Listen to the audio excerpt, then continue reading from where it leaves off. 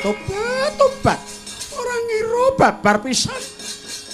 Lampun to mengkene dadine. Pandu. Bareng aku mbok boyong. Ploso jenar mbok telokake. Aku mbok anggep. Aku mbok anggep. Reget sing ora ana regane. Aku mbok sugokke menyang sedulurmu sing nandhang wutok. Kaca netra cala hina tobat. Nggonmu ngina marang aku kebangetan Pandu. Muga-muga sak dawaning umurku aku bisa darbe turunku. Aja nganti seneng karo tedak turunmu. Upama tak geger aku ya bisa nyawang Pandu. Oh.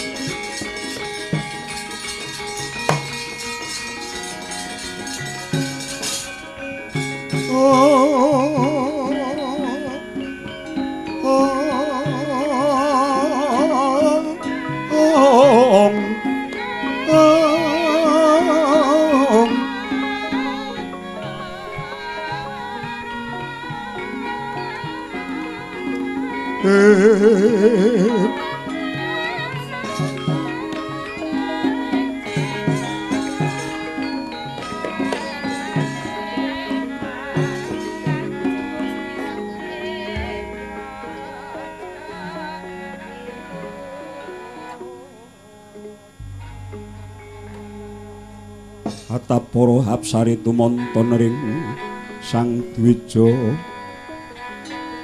kadya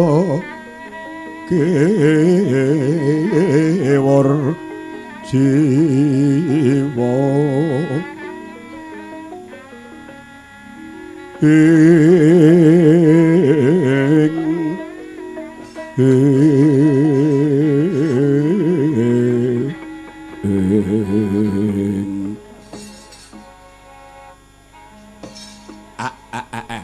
Penemban kenging menapa sing andika menika sampun mungkur saliring reh sing andika Penemban menika sampun pana ing pamawas nanging kula wawas saking katebian sing andika tansah tumlawung Penemban Kyai Semaya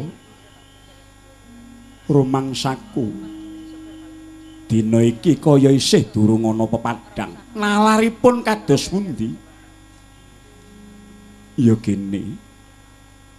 Kang tansah musik ana telenging batinku amung lelakon sabubare sayembara pilih ing Mandura rumuhun.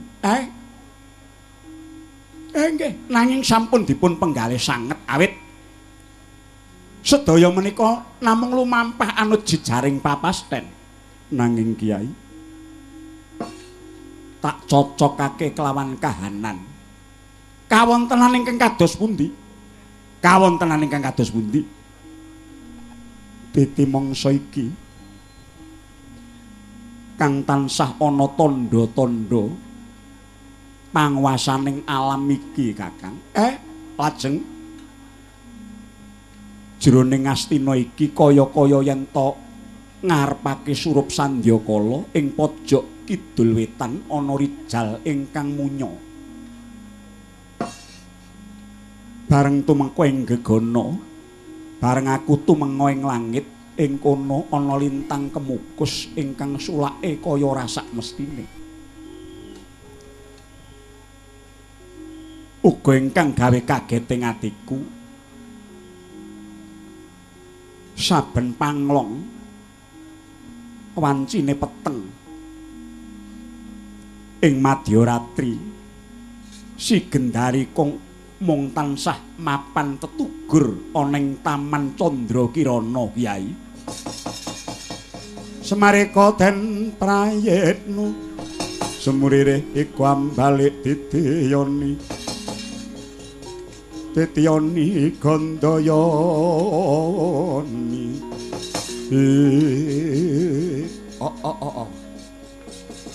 lah jebul keketeke ngraos ndika kok sami. Yen pangapunten. Lajeng keparengipun. Kowe melu nekseni bakal apa kang dumadiki Kyai Semar. Semingkira luwih dhisik aku kepengin nimbali anakku Widura.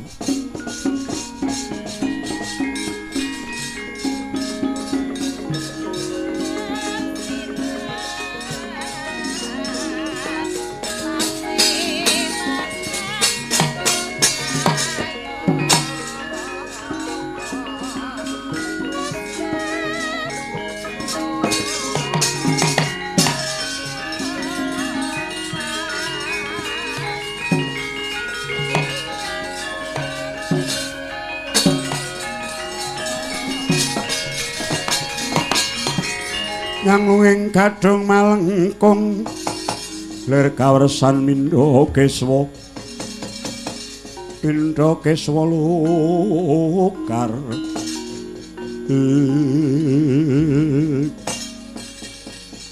mundi dawuh paduka Kanjeng Rama Penemban Widura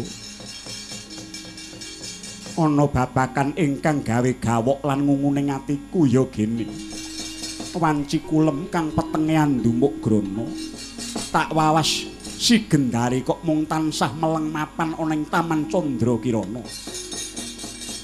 tamaning pura iki inggih lajeng kapan paduka Kanjeng Rama Penemban talengune kowe kang bisa ngrakit pamawas Pancandriyamu kan wis bisa wening budi mara gage aja nganti weruh suket bayem teki talitinan prakara iki Purbawasesa sakwutuhe tak paringake marang kowe Ger Widura.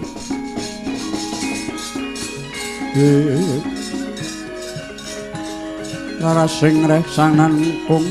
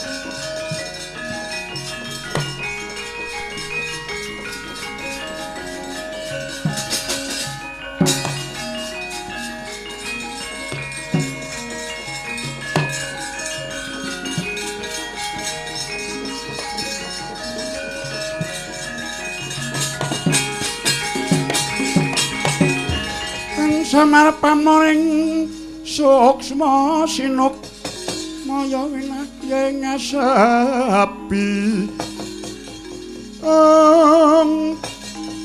sinimpen telenging kalbu bambukaning warana talen saking layap liyeping aluyup pangestine gumyur nanging maksih mindeng ciptane Sang Dyahayu Gendari putri saking Palasa Jenar jatine wis wewek waja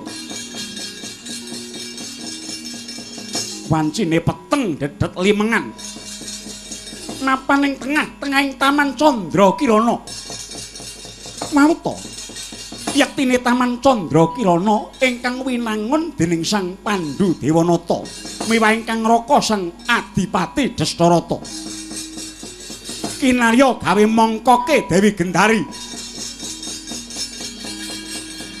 labet saking bebela mringkeng raka Sang Dastarata yen to wanci rahina Dewi Gendari netrane den tutupi.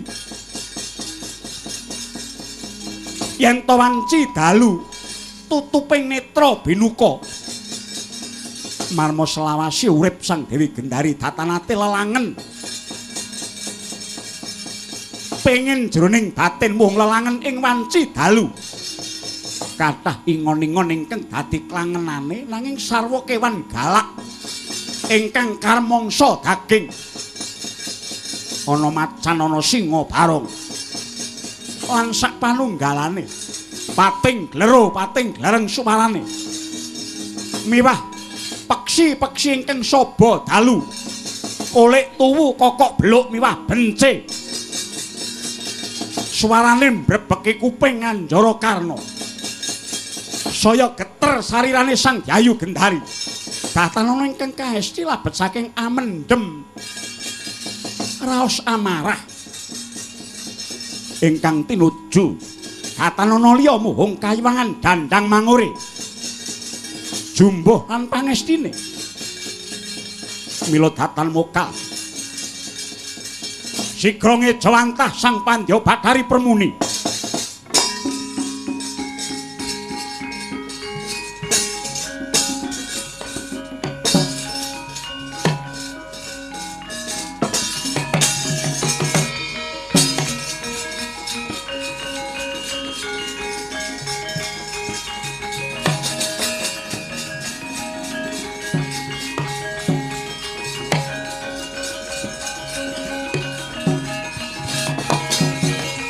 Dewaya nuntuna wong kasangsayan yen to kadulu saking bocah ing wukir ambranang sumirat awake selikur dina gawe kaget nuwake geter nganti wadya dubriksa berkasaan kabeh padha kepanasen jebul tuwa saka pangaribawamu nggih Gendari. Kawula nggih pangabekti kula katur pukulun. Iya tak tampa. Napa Ndari? Pukulun. Sewu kalepatan tadah wadon. Mboten kados penandhanging gesang kula pukulun. Kenging menapa kula namung dados wanita ingkang boten wonten ajinipun. Tentunipun paduka boten badhe kekilapan seri ing manah kula wiwit jaman binayong dening Yayi Pandhu. Jebul kula namung dipun sugokaken dhateng tiyang ingkang ciri netra. Batobat boten jumbo kaliyan gegantaning manah kula. Sanget-sanget Pandhu anggenipun ngina dhateng jasad kula pukulun. Kula gadah panyuwun dhateng paduka kepareng ngudaneni. Saged to jejabang ingkang kula gembol menika. Dadosa ngrembyah nadyan to kakehan cacah. Kula mboten dados menapa pangidheping manah. Inggih anak-anak kula menika ingkang benjangipun badhe malesaken sastra wirang kula dhateng tedhak turasipun Pandhu pukulun.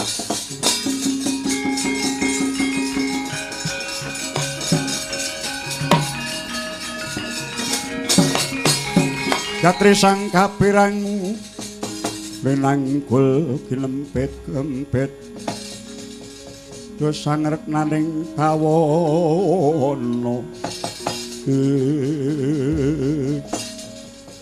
Tobat Gendari. Ulun bakal minangkani apa kang dadi keparengmu. Wis dadi darmane Bathari Kali.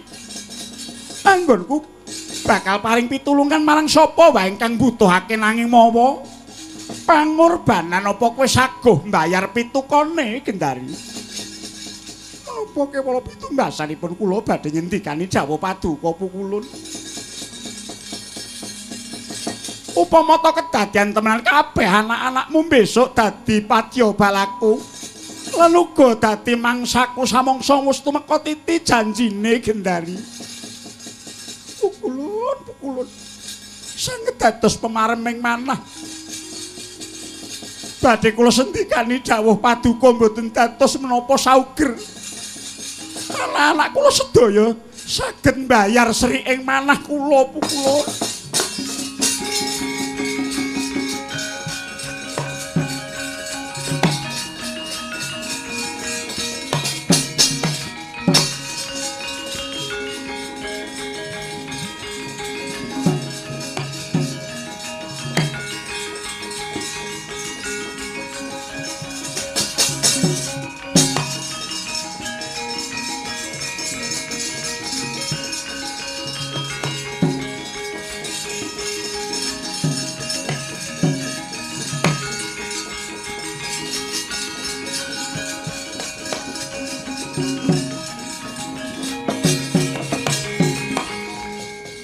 Dewi Gendari rumaos mongkok penggali.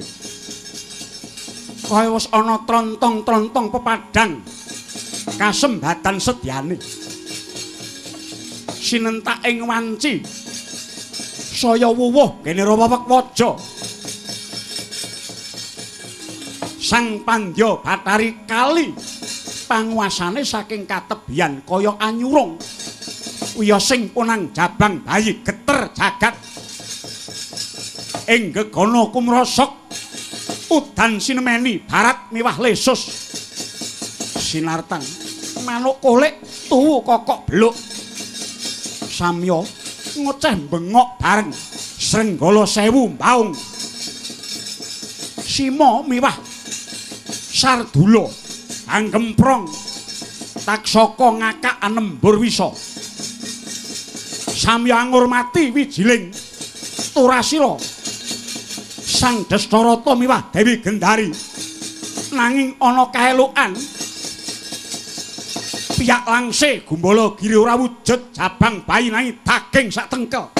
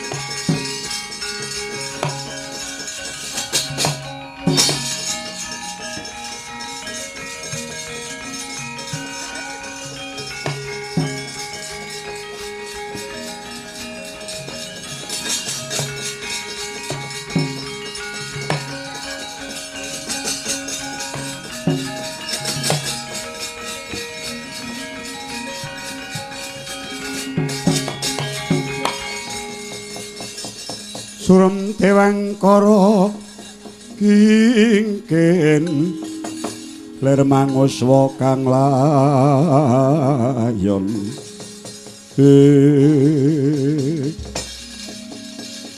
oh dari kowe kuwi tak goleki wong bebojoan kok kaya ngono apa nggonmu leladi mung cukup yen wanci raina pendak-pendak panglong peteng dedet kowe mesti ilang musna saka ing papreman.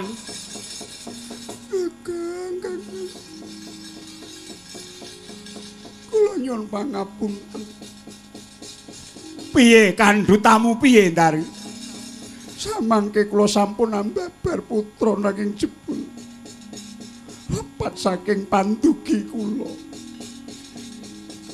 Wujudipun namung daging sak tengkel ingkang gubrah ludira kados mekaten Kakang. Oh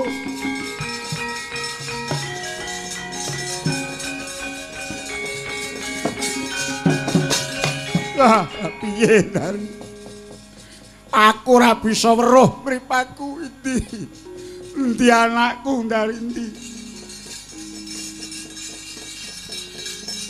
Gendari. Anakku endi. Wujud daging ya ben Gendari.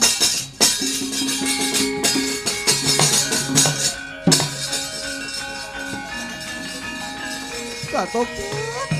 Kakang Dipati.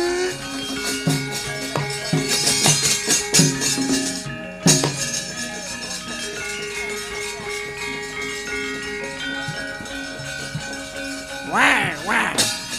Wah. Ah.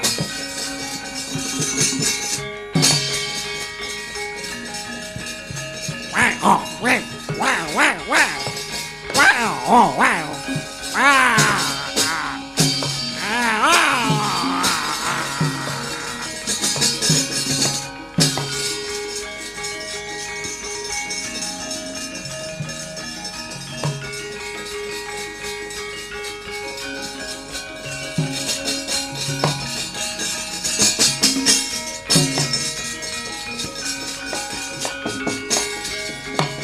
Kineret Drubreksa yotot-otot ngalor ngidul dening madya balaning Sang Batari Kali nganca pating cruwil ora genah alasane dadya 100 cuwilan saben sak cuwil kapanjingan iblis setan berkasaan siji najan to wujud daging sak cuwil nanging bisa mencolot-mencolot ana ngisoring wit semboja.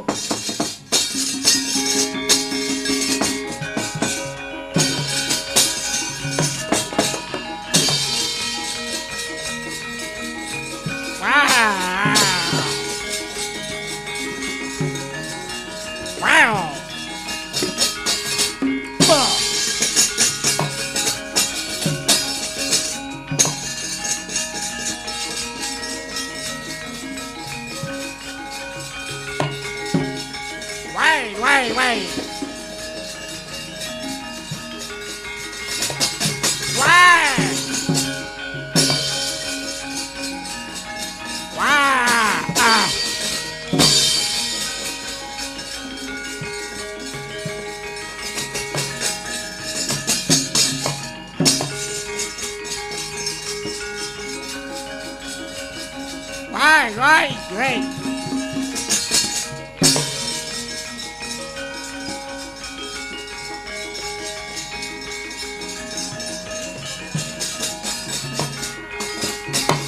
Gatri sang kapirang rinangkul kinempit-kempit dosang retnaning bawana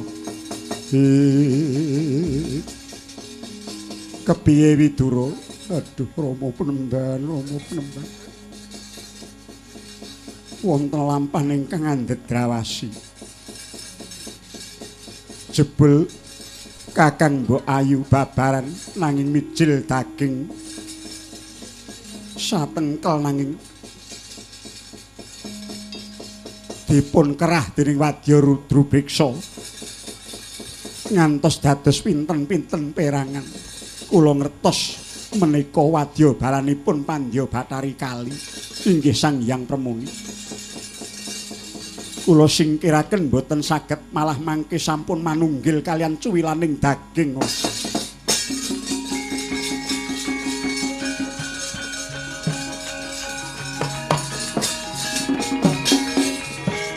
Hyang Agung muga paring apa padhang. Widura.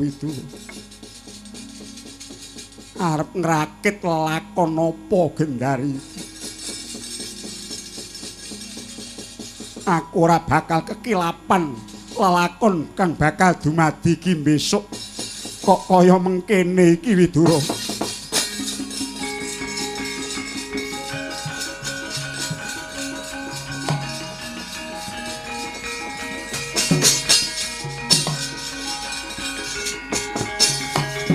Sinidikara dening Sang Pandya Batari Pramuni. Cuwilaning daging ingkang wis kepanjingan Drubreksa Dadya manungsa wenteh wujuding punang jejabang lumrah. Satus ingkang kakung 929 ingkang wanita sajuga katelah Sata Kurawa.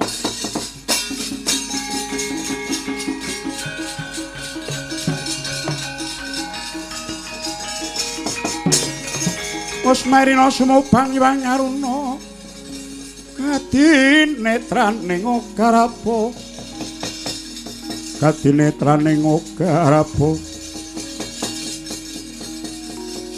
apa tokeng ayam mono saya mengeng yasih sang begawan abiyasa nadyan mustikaning brahmana linangkung parandene masih kapepetaning budi mulat gelaring Sata Kurawa ingkang saya diwasa saya wengis patrape hanyebar angkara murka sak nggon-nggon.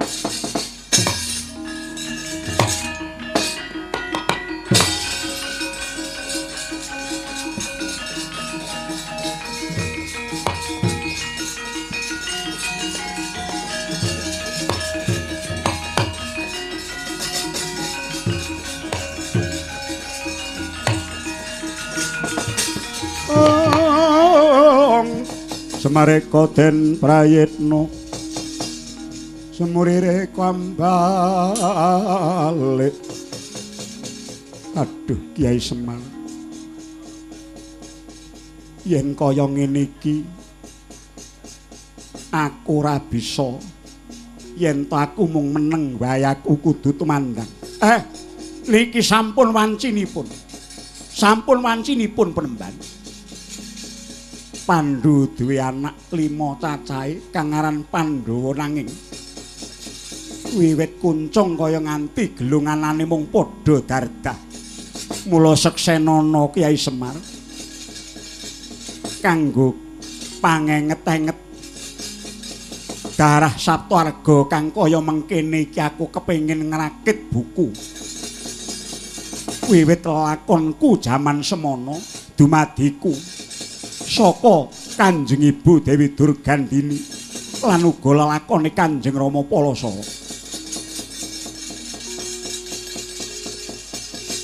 Muga ingkang tinulis jroning Mahabharata iki kadya pepeling lan pangeling-eling laku jantraning menungsa kang urip ana ing alam padhang iki, Kyai.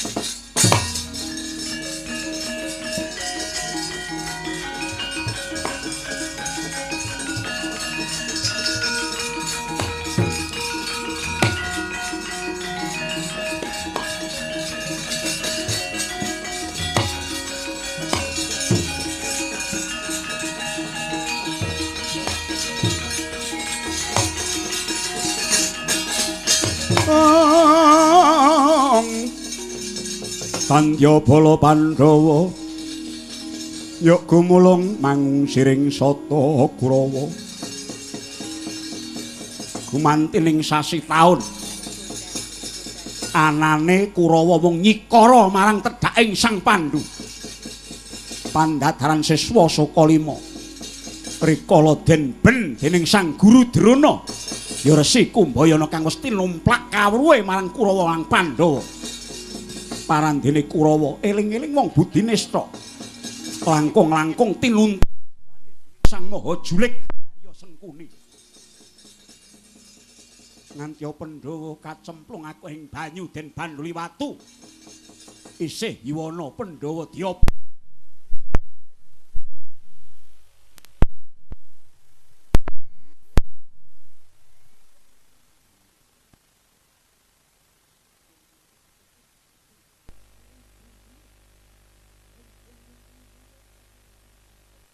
Janjen kudu dedelikan salah satunggaling kutha yang diupaya dening Kurawa bisa ketemu kudu nglakoni dadi wong buangan malih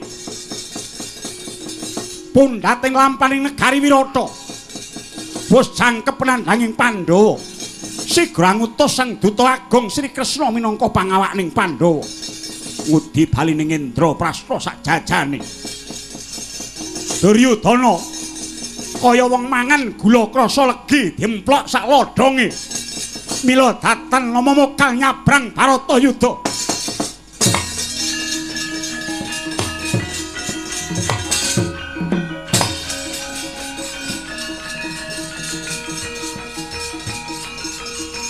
Yo, maju. Oh.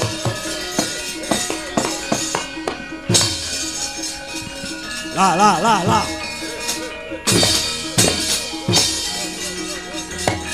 Yo. Yo, maju. La.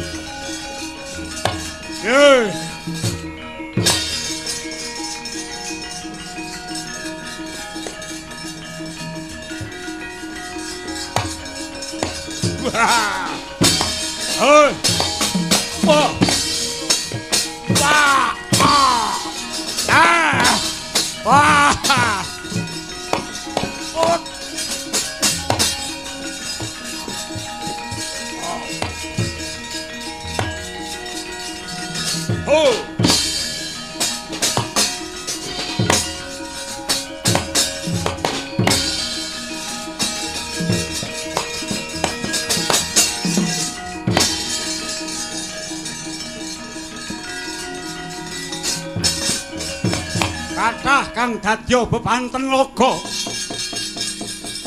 Wiwit Sang Dewa Brata ya Sang Bisma ingkang gugur dening Wara Srikandi. Resi Drona pinagas janggane dening Sang Trusna Jemena. Narpati nganggo Dursasana kang sinempal-sempal. Ugi Kang Maha Julik Arya Suman ugi wis lebur jroning panca bakah.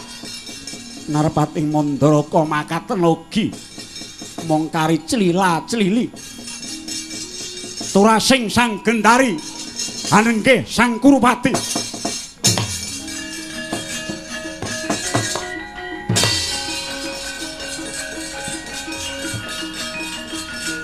Wah.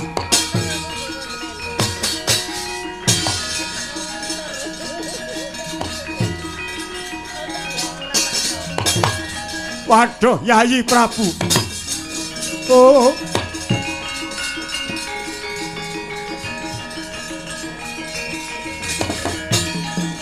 Oh, Yayi Prabu.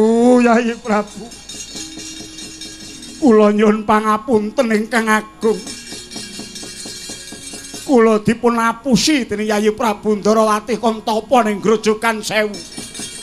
Jebul mau nyingkirke Baladewa ben ora meningi Bratayuda. Kula kantun ijen dadan sepata. Sedaya kadang kula sampun gugur wonten ing palagan dipun pejahi kalian Pandhawa.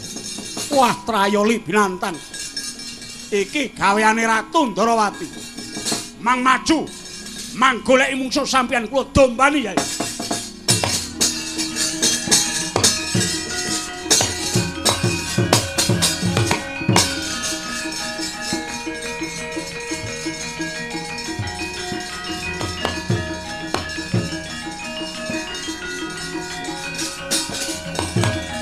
Tara awa.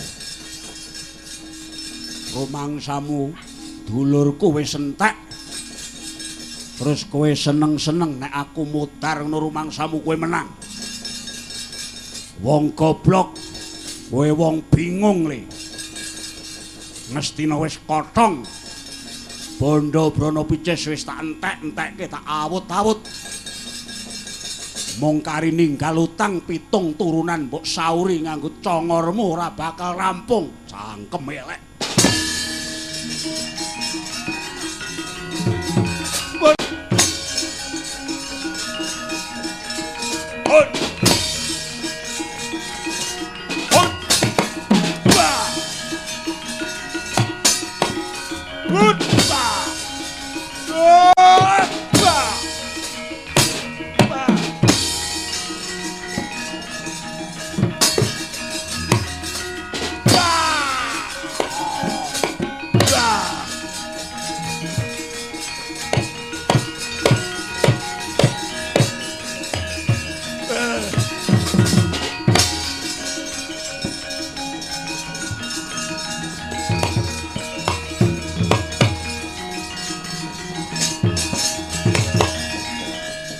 asap ana ing Siti mewah ana ing Sela ing Tegal Kurusetra dedel duel remuk bubuk wis ora gatra menungsa Prabu Duryudana nganti kaya buta baya mripate mendelo metu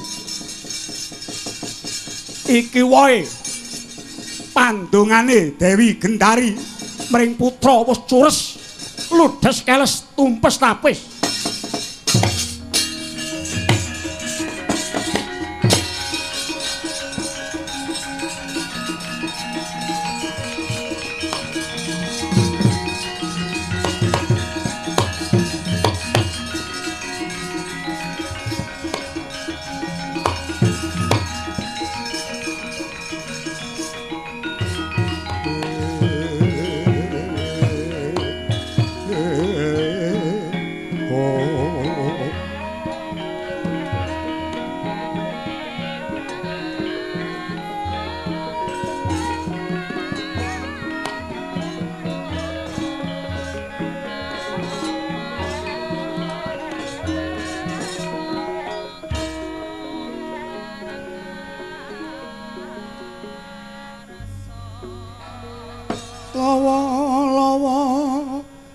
mandul ning bang kebet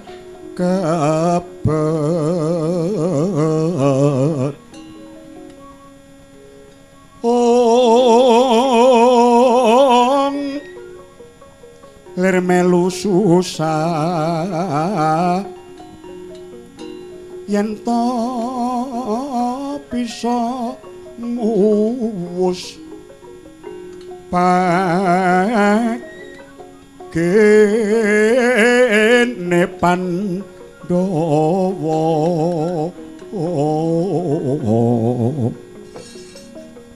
ing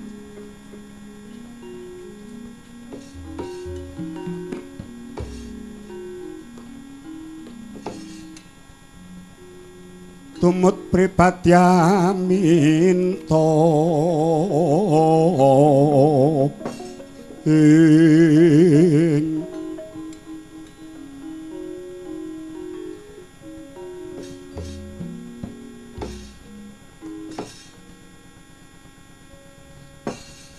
kula nuwun nyuwun pangapunten ingkang agung Yayaji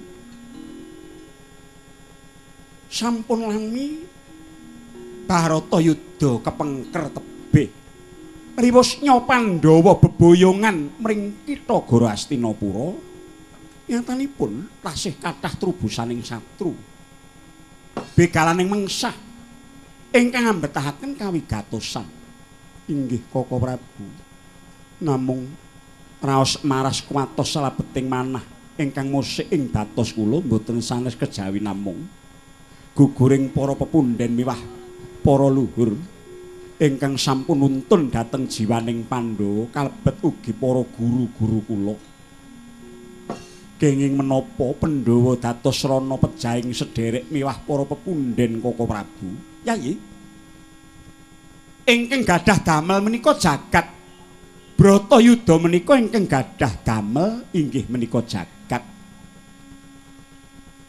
tatananing lekas Pandhawa namung netepi dharma darmaning kasatriyan ingkang kedah mekaten Yayi mila nyuwun pangapunten mboten kok teges kula badhe memucal dhateng Paduka Yayi Prabu nanging ideping tekad kula mboten sanes kejawi namung rehning Wisnu jinejer wonten ing bumi menika minangka pangreksa ugi inggih nanging kejawi kula ngaturaken panuwun dhateng Paduka Koko Prabu titi mangsa menika malah anyarengi purnaning Baratayuda Pandhawa boyong mring Astina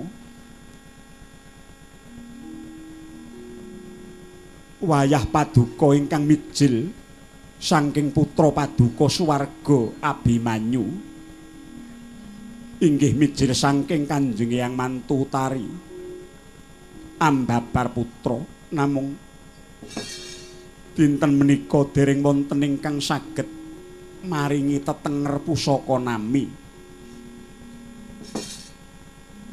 angemuti bilih lairing wayah paduka menika kala wau anyarengi padhanging lampahan mongko Yayi Janaka mboten mapan wonten ing bana keling Koko Prabu kadiparan perkawis menika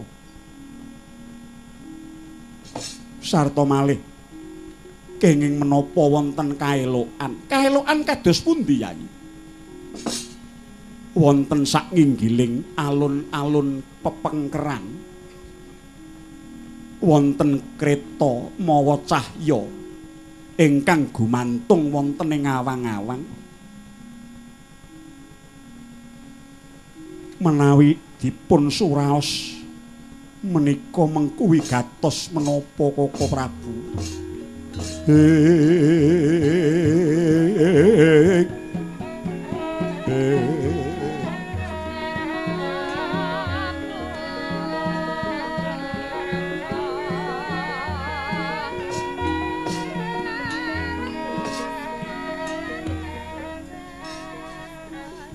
jagat yang agung Yayaji sederek kulanen Yayi menawi ingkang angka sepisan babagan dawuh paduka lairing putu kula jer menika sampun kados kaparenging dat Kang Moh